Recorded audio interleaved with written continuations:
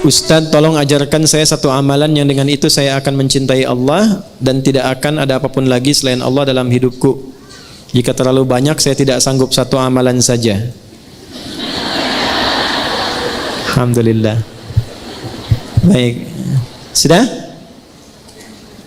Sudah, langsung jawabannya dari Quran saja.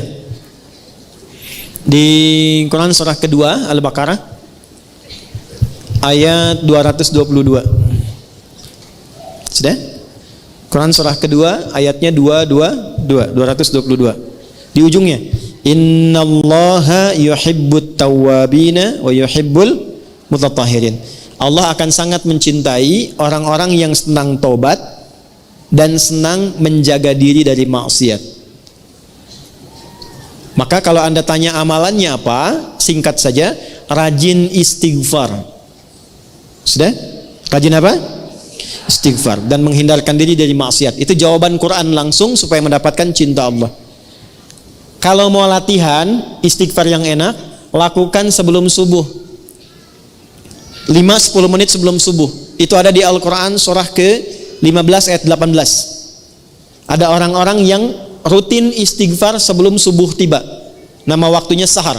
Wabil ashari hum yastaghfirun. Astaghfirullahalazim. Astaghfirullahalazim. Astaghfirullahalazim alladzi la ilaha illa huwal hayyul qayyum wa atubu ilaih.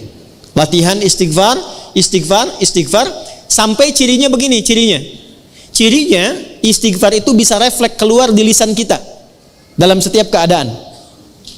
Nanti tiba-tiba mau minum bisa istighfar. Mau makan bisa istighfar.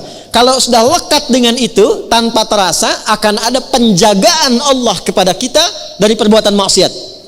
Mata nggak mau lihat kecuali yang baik, lisan nggak mau bicara kecuali yang baik, kaki nggak mau diajak jalan bu kecuali pada tempat yang baik. Nah, ketika sudah tercipta kondisi itu tandanya Allah sedang mencintai kita. Karena ciri pertama ketika Allah mencintai seorang hamba adalah menutup semua dosanya dan menjaga dia dari perbuatan maksiat. Itu ada di Quran surah ketiga Ali Imran di ayat 31. Ketika seseorang sudah mendapatkan cinta Allah, maka diberikan tandanya bukan pada harta, bukan pada kedudukan. Jadi kalau ibu misalnya semakin kaya, suami semakin tinggi kedudukan, jangan disimpulkan bahwa itu tanda cinta Allah, jangan. Ya, kalau dalam saat yang sama belum mampu menjaga diri dari perbuatan maksiat. Tanda cinta yang Allah berikan yang pertama pada seorang hamba adalah menghapuskan dosanya dan menjaga hamba itu dari perbuatan maksiat. Qul in kuntum tuhibbunallaha fattabi'uni yuhibbukumullah. Allah akan cintai seorang hamba. Kapan dicintai itu? Wa yaghfir lakum dzunubakum, ketika Allah mengampuni seluruh dosanya dan menjaga dirinya dari perbuatan maksiat. Maka yang lakukan istighfar sampai merasakan kenikmatan istighfar itu. Saya berikan rahasia yang ketiga ya, dan ini mungkin yang terakhir rahasianya. Bu, kalau istighfar sudah rutin dan rutin dilakukan dalam diri, maka yang paling dahsyat itu bahkan bisa menghadirkan nikmat Allah sebelum kita menjalani kebutuhannya. Bahasa gampangnya begini, bahkan perkara rizki pun sebelum butuh Allah sudah siapkan. Sampai ke titik itu. Ya, sampai ke titik itu. Makanya dulu banyak orang-orang yang kalau ingin menarik perhatian Allah, dia banyak istighfar. Atau punya hajat itu, ya sesuatu yang bahkan penting, itu istighfar. Saya pernah cerita nggak di sini kisah tukang roti dengan Imam Ahmad tuh? Pernah nggak? Kan? Ada seorang tukang roti itu rajin istighfar. Istighfar. Satu kali Imam Ahmad itu nggak tahu kenapa pengen jalan. Imam Ahmad bin Hanbal yang hafal 1 juta hadis, jalan, lalu jalan jauh. Singkatnya beliau merasa lelah, istirahat di masjid, istirahat tiduran gitu.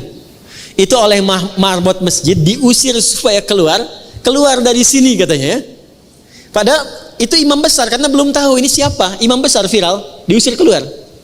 Istirahatlah di luar masjid, di pelataran. Itu sampai di luar pun diusir juga. Kata Imam Ahmad, saya istirahat sebentar. Enggak, Anda keluar. Ya, orang Arab itu kalau ngusir, pertama idhab, pergi. Kedua barwah, luar. Ketiga, rawah. Rawah itu maksudnya sudah jengkel. Kalau sudah jengkel, rawah, keluar dengan ruh-ruhnya sekalian. Rawah kan. Itu Imam Ahmad keluar. Begitu keluar, lalu kemudian lewatlah tukang roti tadi. Ya, dia sedang membuat adonan. Karena melihat seseorang itu sedang lelah, capek, dipanggil. Syekh, kesini aja istirahat katanya. Ya. Lalu ketika istirahat, Imam Ahmad melihat setiap dia bikin adonan, dia istighfar. Dia istighfar. Ditanyalah kemudian oleh Imam Ahmad, ma faidatu istighfarika laka? Tuan katanya, apa manfaat istighfar ini kepada pekerjaan Anda? Karena saya lihat setiap mau bikin adonan istighfar, selesai istighfar, bikin lagi istighfar.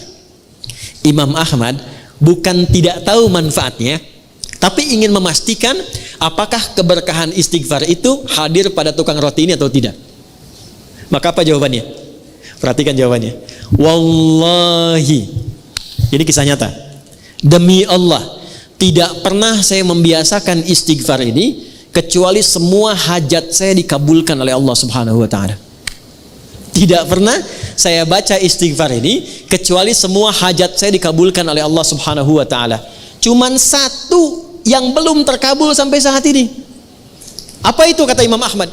Saya bermohon kepada Allah dengan istighfar saya, ya Allah, mohon pertemukan saya dengan Ahmad bin Hambal sebelum saya wafat atau sebelum beliau wafat.